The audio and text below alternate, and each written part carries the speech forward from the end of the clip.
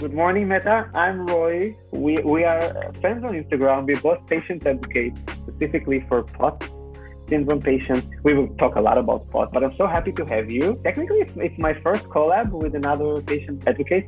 And I must say, first of all, before you introduce yourself, that I'm super inspired by you. You always give me strength to go and specifically do the rehabilitation workout that I do every day, because you're always with your sport clothing, taking pictures and so on. So thank you for that.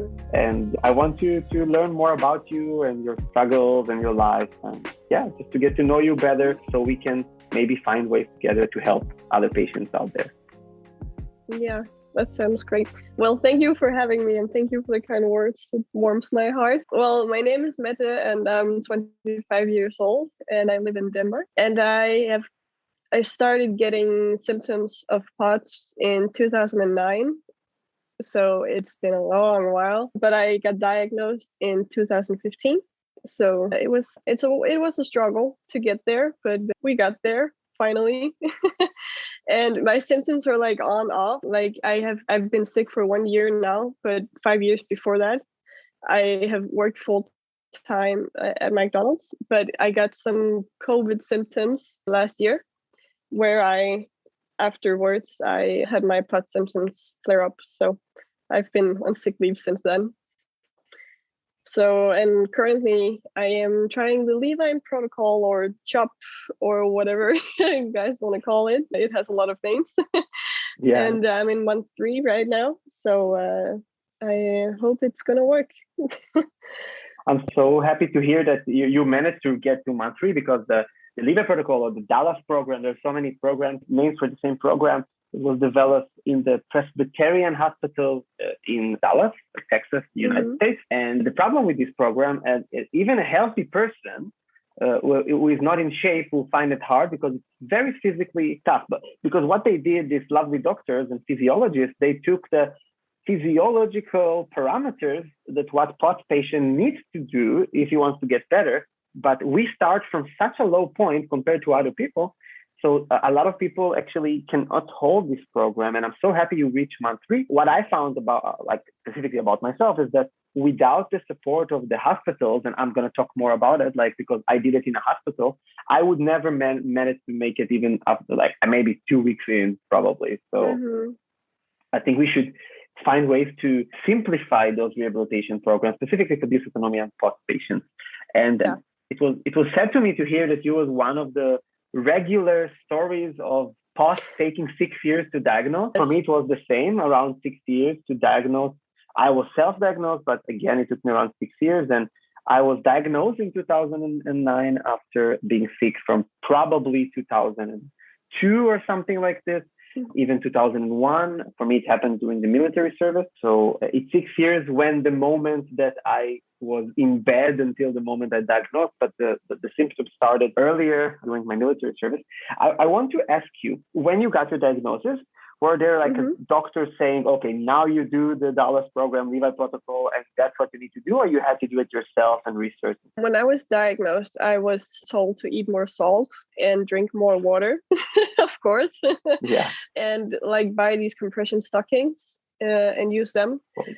But at the time, I don't think that the doctors knew anything really about the training programs and stuff. They said that they had some medication I could try if it was really tough getting through the days. But I wanted to try and not be on medication, because I don't feel like it's only kicking the symptoms away. It's not treating the root cause of it.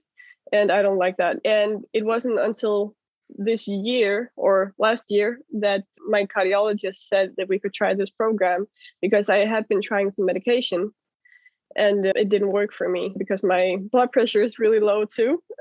So the beta blockers. Good place to start.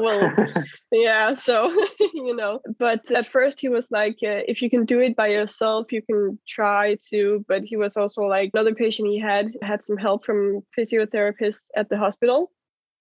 But my cardiologist is in a whole other city than where I live. So he couldn't get me into the hospital in physical therapy.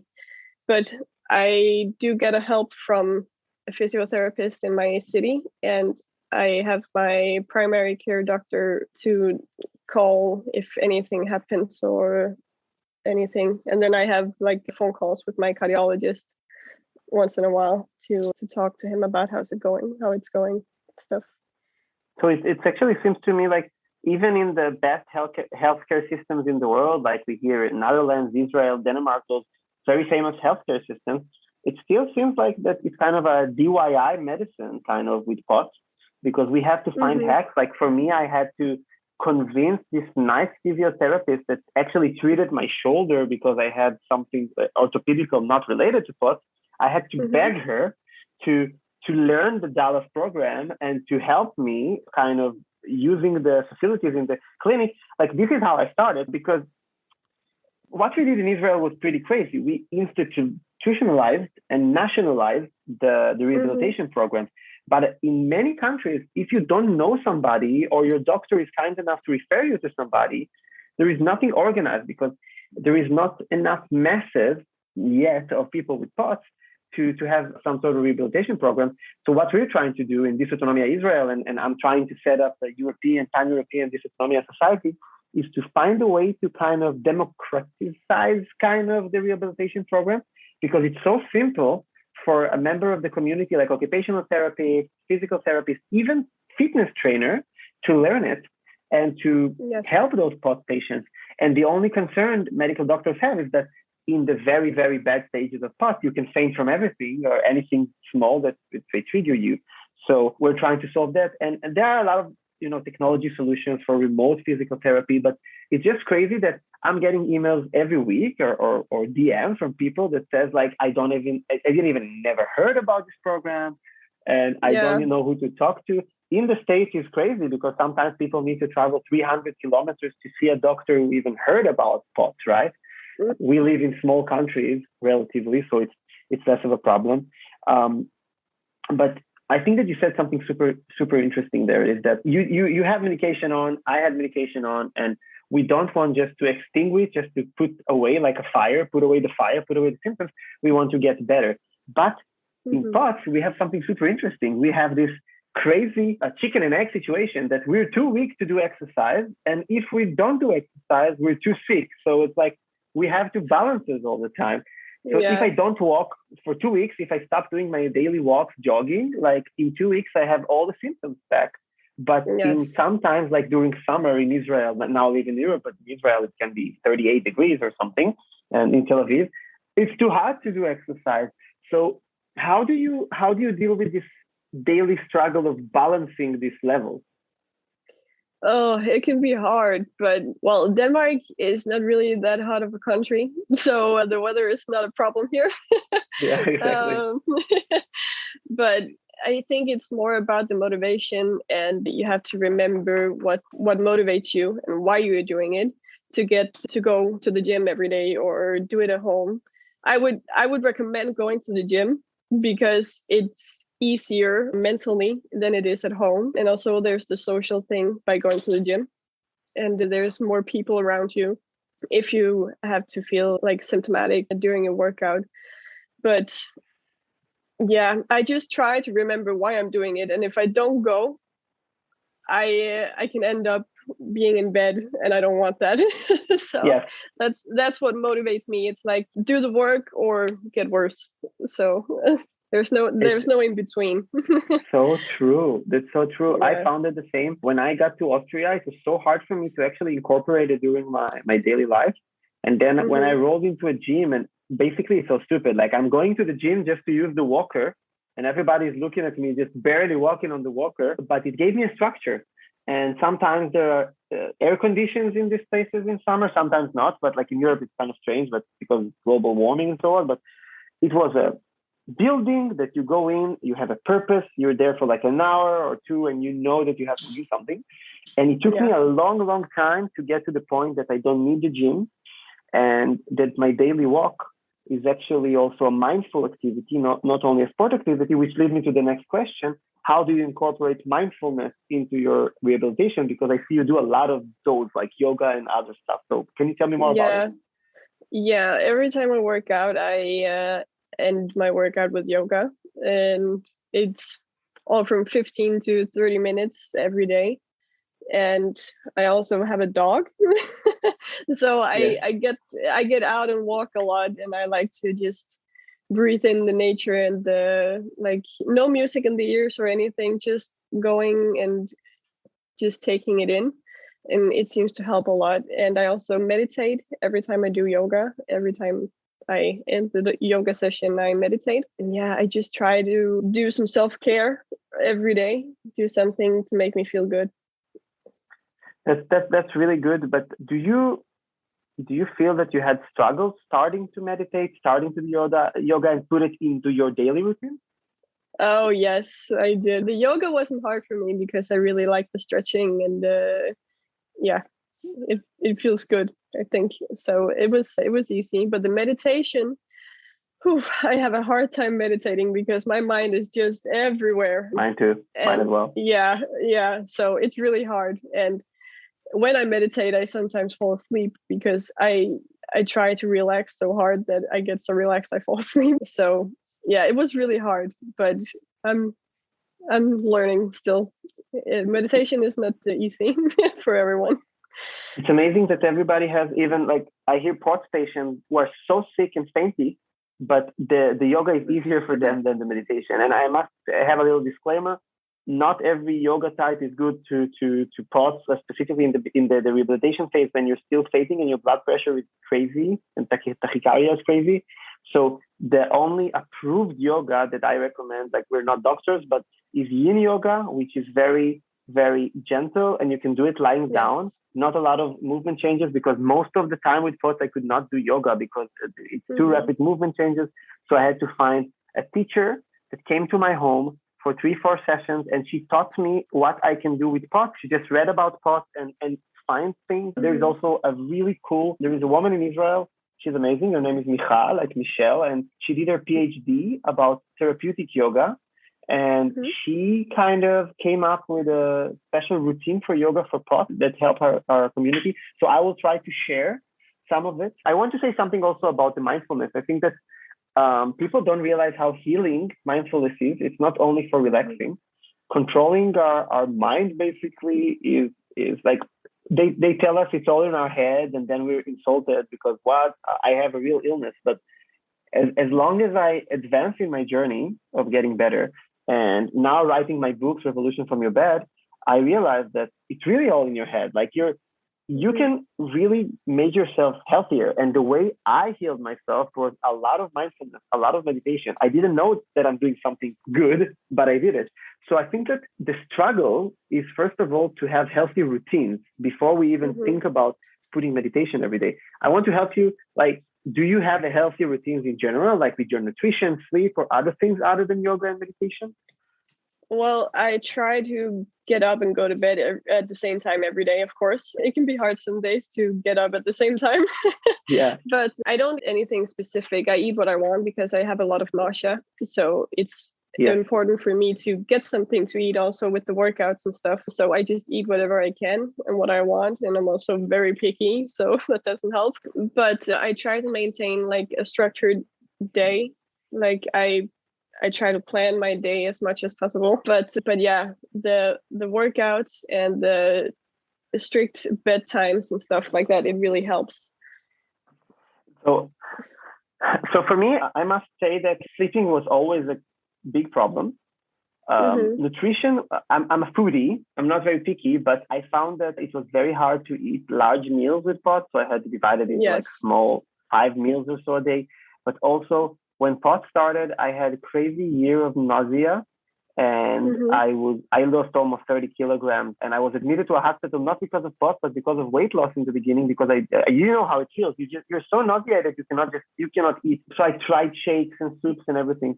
And I think that today we have much more tools than what I had like 15 years ago. That we have special shakes, special salt liquids. We have like solutions, technologically solutions, and nutritional solutions for every stage of POTS. And for me specifically, it varies, you know. But what I did is figure out what's kind of irritating my immune system and my body and try to really eat healthy and avoid it. So for me, it was dairy. I was always lactose intolerant. Like you're Danish, so 99% of Danish people don't have lactose intolerance by studies. But I had lactose intolerance, so I just took away completely dairy. I didn't eat fried. I didn't eat processed. I really ate herbs, beans, like green leaf vegetables, very little meat, more tofu and stuff like this. And for the 2 years of recovery, I really ate so clean and I felt it helped me. And dealing with insomnia, that is the other problems with our daily life, I had to find techniques to really fight it, because even if we sleep 8 hours, we're probably not going to feel so much refreshed, especially in the rehabilitation phase, right? You can wake up after 12 hours and say, wow, I'm so tired, I want to go back to sleep. Yeah. So we need to find techniques to use it. And it's okay in the first stages to consult your doctors. Like I'm not for taking sleep medications, but melatonin or other, like there are so many herbal remedies that are approved and can be used at least in the beginning, because when our autonomic nervous system response is crazy, sometimes when we lay in bed and go to sleep, the body thinks we're being chased by a tiger, so we cannot fall asleep, because it's this fight or flight, always like this kicking in. And I think the main challenge is to balance it. And when I was rehabilitated, there is nothing there. Even YouTube was kind of new. It was no tools, no Spotify, nothing like guided meditations and so on. And today there are so many tools. And what I wanted to ask you is, have you heard about this crazy, I think it's called DNSR program, that you can neuro-program your neurological system to kind of balance this fight or flight reaction. And I hear that from some people in Israel, they did it, some of our community members, that most of the POTS symptoms went away. So we have programs, we have technologies to deal with it. But I feel that what you did, and I don't see it with a lot of patients because I follow a lot of POTS patients throughout social media, is that you are putting rehabilitation first. Yes. And some people are just doing, I will kind of try to live my life and I'm falling and getting up. And you said, okay, let's stop for a second and I will get better and then go back to life.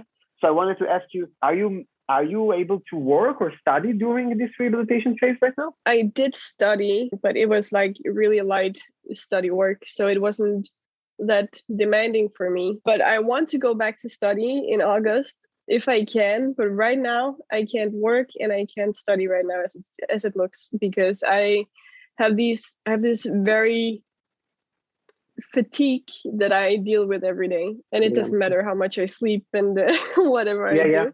Yeah. So if I go to the gym, for example, I can sit on the bike, and if I close my eyes, I just tend to almost fall asleep because I'm so tired all the time. Yeah.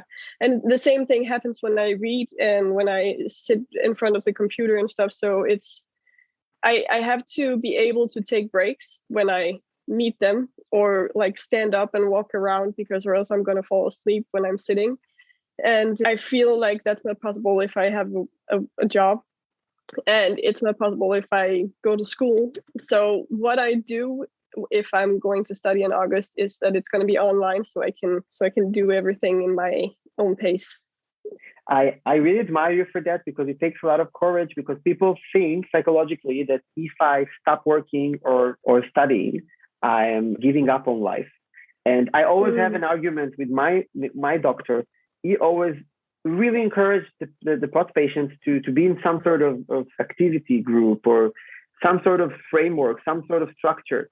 And I know that occupational therapy speaking is super healthy to stay in a structure. But for me, being admitted to a rehabilitation hospital, it is a structure. And today with online studies and COVID showed how everything can be remotely. I think that if you don't take those few months, and for me it took around 6 months from the moment I decided on rehabilitating myself.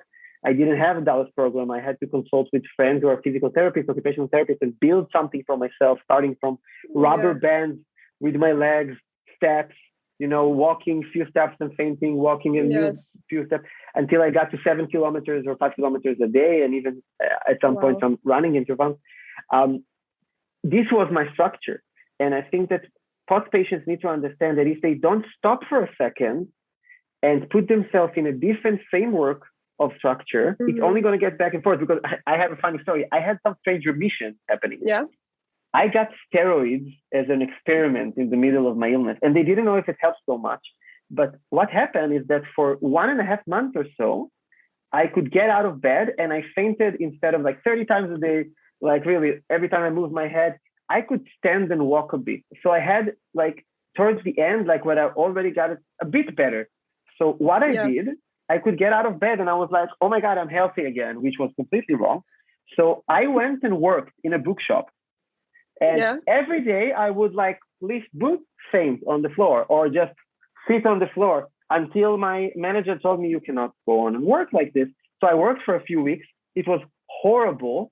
But for me, I thought, wow, I'm fighting for myself. But now I realize that fighting for myself would have been just, committing to a healthy lifestyle and routine and taking something upon myself as an external structure, like studying online or being a part of a group online. I get so many emails about it that people say, if I stop working, if I stop studying, that's it. But it's not.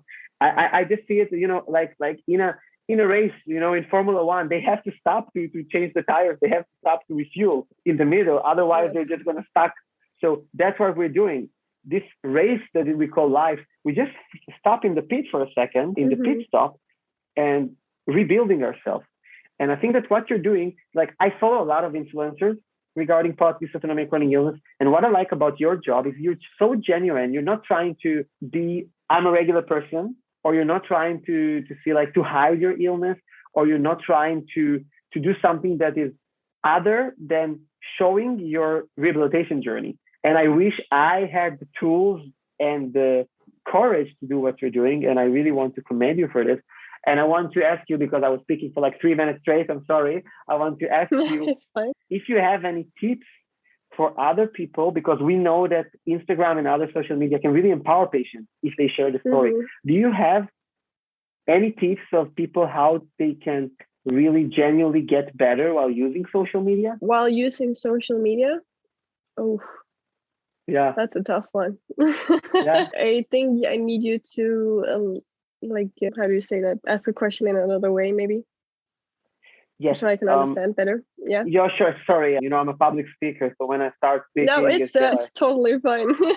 No problem. What I said is that you really inspire me as an influencer, as a patient advocate online, because you share your genuine story and you're proud of the fact that you stopped everything to get better.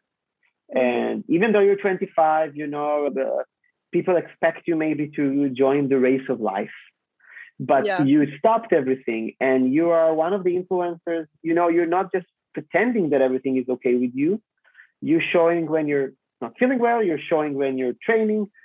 Do you have any tips or comments on how other patients with POTS can use maybe social media not to get worse, because, we see everybody healthy, so we feel bad, but how can we use it as a tool to actually get better? How can we get educated, inspired, and so on? Yes.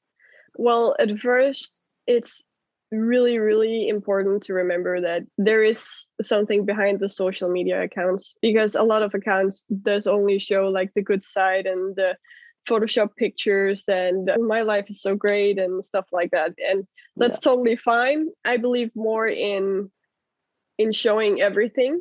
Like, of course, you have to have some privacy, but also showing the bad days and sharing your thoughts and stuff like that. So just keep in mind that everyone's lives, everyone has some kind of trouble they're going through, and everyone has their own battles. So just because somebody is showing that their life is so great and their relationships are so healthy, and these may never argue, or this person can go work without fainting and stuff like that, just remember that there's also like a backside of the medal, and just keep that in mind. I think that will help a lot.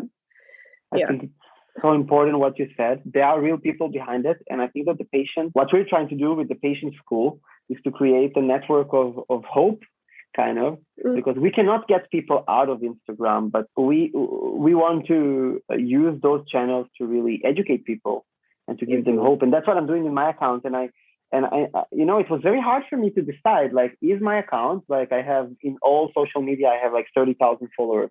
Like, am I an entrepreneur that I had a disease or illness and now I'm better, so everything is good? Or am I struggling? And it's so hard. And eventually what people really are inspired by is you being genuine, you showing your real life. I had a very famous live that I did, and it was a series of stories that thousands of people watched, that I was in an airport in Belgrade. I gave a talk there, and I was in 9 countries in 7 days. And I was just laying on a bench in the airport, and I could not get up. I was so potsy after a while without symptoms almost. And I just shared it because I think that it's so important for people to understand that you waste a lot of energy trying to put yourself in this framework that everybody is healthy and I'm not healthy, and one day I'll be healthy, or showing that you're okay. And it's okay to let go. I think it's okay to let go for a second and say, I'm all about getting better. And I always say to my followers, if somebody is making you feel bad, you watch it and you're like, I don't want to like it. Just unfollow people. Yeah, exactly. Yeah. Create your own ecosystem in all social media. Follow only people who gives you hope. Yes. I've unfollowed a lot of people on Instagram that I started following because they had the same illness, or they had some other things that they were struggling with, or they reached out to me and was like, hey, I'm also struggling and stuff, and maybe we should support each other. And I'm all for that.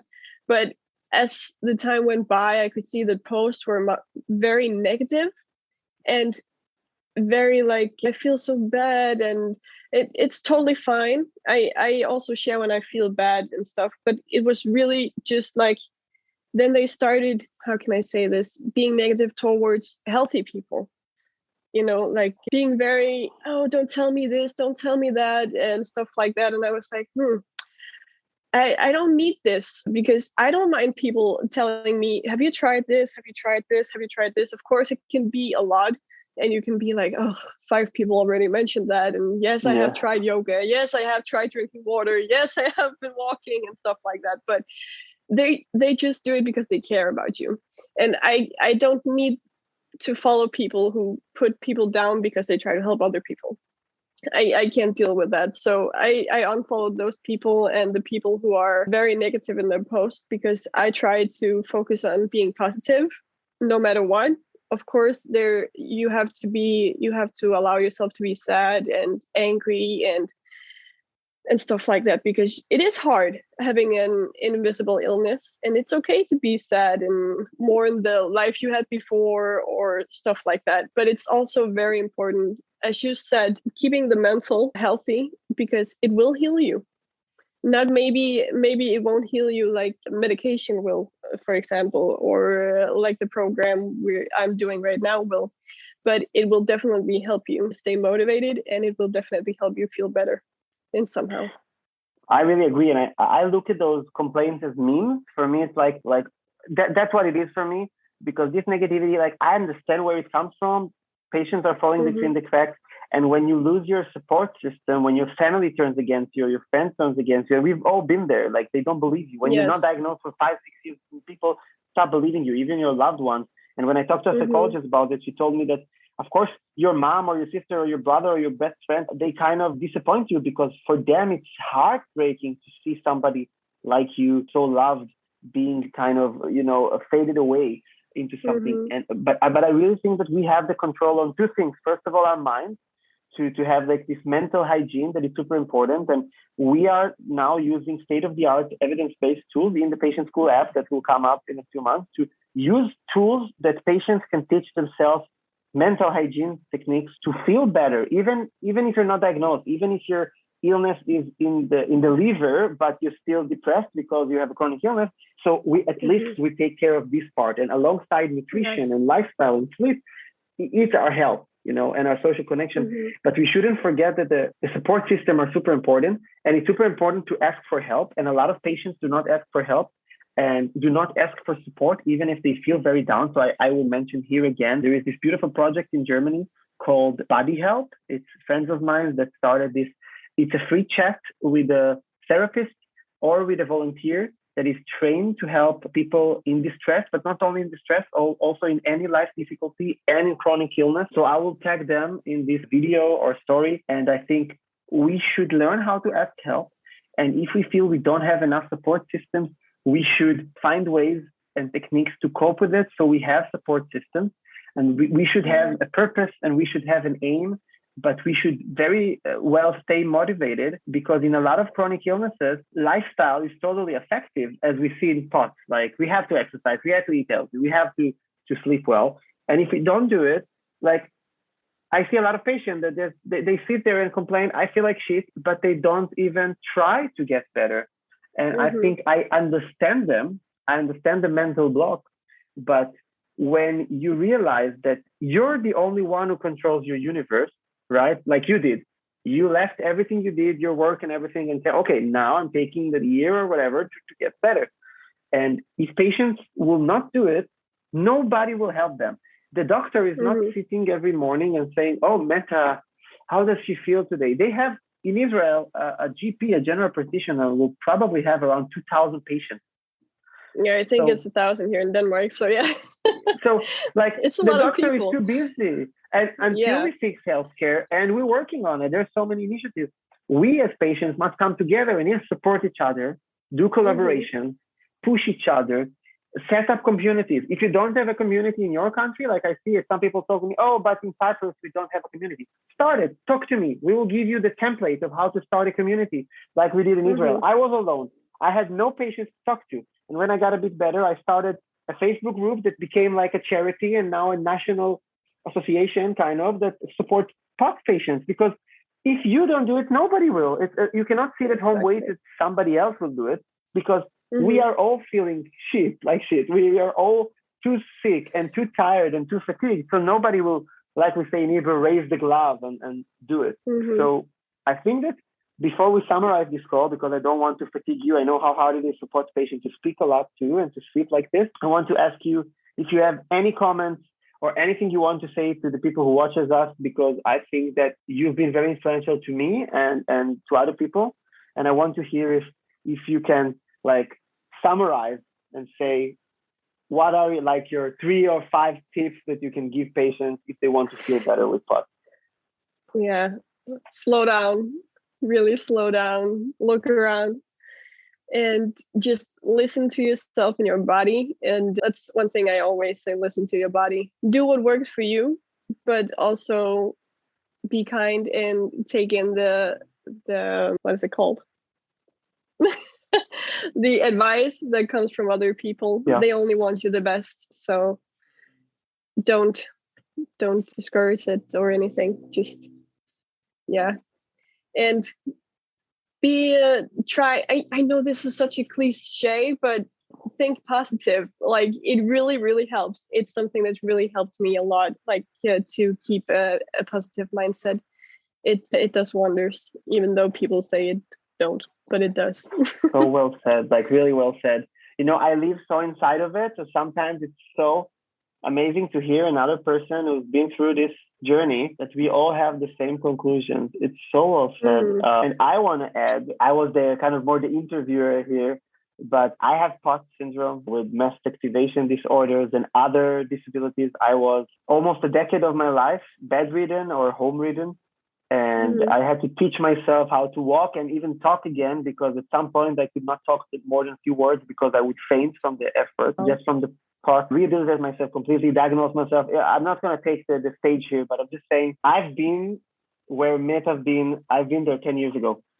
And I lived through the struggle and I thought everything is okay. And then I went to college and I started startups and I was this cool entrepreneur taking much more than I can.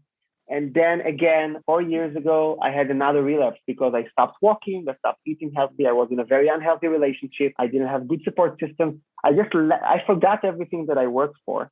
Everything that Mette says here, I just forgot about it. And I got sick again to the point I was in bed again for like 1 year. I had to go back to a hospital and go 2, 3, 4 times a week, depends on the week, to a hospital. And the rest of the weeks do physical therapy in the clinic. But basically, I had to continue my startup work and full-time job while being in hospital, just to get back to the same situation I was before. And trust me, it's much worse, because when you taste the health again, it's much harder to lose it. So what Mette is doing right now is something I wish I had the strength and the smartness to do 15 years ago and 10 years ago and 4 years ago. And it's not about the hard work for a few months. It's about the maintenance, right? It's about the daily work. It should be part of, it's like a religion. You gotta keep it going. Yeah, it is. You gotta keep going. You find the formula, right? You find the formula. Why do I eat? How do I sleep? What are my relationships? If you like, what is my exercise? What is my mindfulness? I'm sorry. This is a very cute dog. What's her name? Oh, thank you. Hello. But she's deaf, so she can't hear anything. I'm sorry. She's very high maintenance. She's just like us. It's okay. Yes. Very empathetic. Pets are amazing, especially dogs with POTS and other chronic. So what I wanted to summarize with, before letting Mette summarize her part, is that I've been there and I've made all the mistakes and I learned. And today, there is not a single day I have this magic device called an Apple Watch that if I don't move enough, it just bugs me and vibrates and just, you need to walk today, you need to do it. But if you don't have enough money for it, you can buy a Xiaomi watch in like 20 euros or 15 euros that does basically the same for fitness, because it counts your step and your activity. And what I've liked about Apple is that they have the rings. You need to complete enough movement, enough standing, enough activity, enough mindfulness, sleep, and so on. So no matter which fitness tracker is it, just put it in your calendar. I wake up every morning. I do 15 minutes of yoga, 5 minutes of meditation. And then I take a break every day, no matter how crazy my day is, to do some mindful activity. And then at 6 in the evening, every day I go up for between half an hour to 1 hour, depends on the weather. And I do walking, jogging, depends on my ability. I do some power stuff if I can to maintain my health. I eat crazy healthy because we have a lot of IBS cases in POTS. Yes. So last year I just couldn't eat anymore anything because my POTS IBS was so serious. So I eat so healthy, unprocessed, and FODMAP friendly. And I try to sleep as healthy as I can. I used stuff like melatonin for a while, but now I have my healthy sleep routines. Like I go to bed, I listen to a meditation, I read a book. I don't use screens. I use Kindle because it's much healthier with the blue light. This is what I'm doing, and I'm talking so much. And now Mette can summarize what she's doing, and we can end this call so she can go on with her rehabilitation routine. Yeah, it's so fun. It's so good. Well, I would just like to say that if you just keep your head high and keep your mind positive, and as I've said like 15,000 times now, try to eat smaller meals. Remember to get your water and your salt, even though it sounds crazy, it really does make a difference. Yeah. Try and stay motivated. Find something that really motivates you to keep going and really just fight. But also remember to take a break sometimes and do something that makes you feel good. It's so well said. Pretty much. Sorry, go on. Sorry. No, that's pretty much. Get a dog. It really helps. This is super important in some countries. Yeah, in some countries, also for the general POTS or warning for fainting and so on. In some countries, POTS patients, so dysautonomia patients, can get service dogs. It's very expensive to train and so on, and you need to work with a charity. We're trying in Israel. It's very difficult. But in some countries, it's already happening, like in some states in the United States and in Canada. We can get and give more information, and we would love to hear from you if you have information about how to get a service dog. But even if not, and just a regular pet, regular dog, possibly. I love all pets, but I don't know. I found that dogs specifically, because of their empathy, can be really therapeutic. Cats are being proven scientifically to lower blood pressure as well. But I didn't have enough experience. I think that the difference between me and Mette in general, not only because she's much stronger in the rehabilitation, is that I speak a lot and she does a lot. No, I'm just kidding. She just summarized everything well better than me. We will ask my team that is watching this video right now to summarize in text and my tips. And I really hope that people will take it and use it and do something, because we are talking about real life experience, not just reading articles and books and other influencers' materials. And I really call here on this stage to every patient with chronic illness, so specifically dysautonomia and so on, to you can talk to us, follow us, you can talk to us. Like people sometimes say, I'm sorry to bother you. Can I ask you a question? Like I'm not Elvis Presley. And even if I were like I was dead, but no, but you can talk to us. You can text us. You can ask questions. I'm answering every text that I can to help patients. I wrote a guide about how to get better with POTS. I need to translate it into other languages, but there's so many materials that we can refer you to. And if you haven't heard about it yet, there is an organization called Dysautonomia International that really supports all the research for POTS and the advocacy and education. So you should visit them and see what they have. And Mette, please summarize before I go on and talk forever again. Well, I don't know what to say. You said so much and said everything that needs to be said, I think. Just, of course, if anybody wants to reach out either to me or to you, feel free to do it, because the more we can help other people with POTS, the better. And of course, there's a lot of doctors who doesn't know a lot about POTS, so it's important that you educate yourself. And you can do this by reaching out to people like us, or just have the very high maintenance, or just research just in general on the internet. Join the support groups on Facebook and stuff like that, and just do everything you can to get to know yourself and your illness. Really, thank you for this word. And in Dysautonomia Israel, the charity, like the POTS Association, Dysautonomia Association of Israel, what we did is we created a one-pager for doctors, everything they need to know.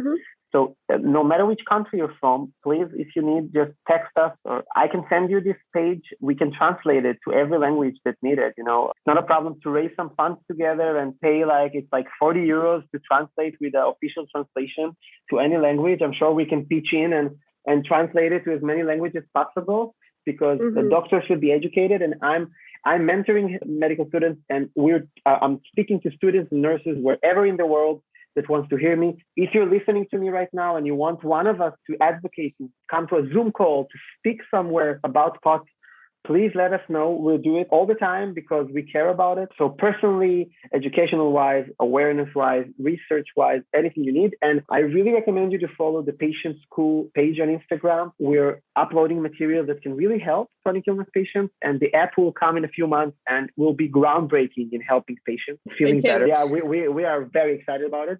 And Mette, I'm so thankful that you took your precious rehabilitation time and your time to join us today, and I really hope your rehabilitation will end soon and you'll go to the maintenance stage and blossom even more. And I'm so happy we're friends and we're following each other, and that you're giving me inspiration every day with your rehabilitation. Every time I see you with this sweatsuit, I'm just putting mine and go out because I feel shame.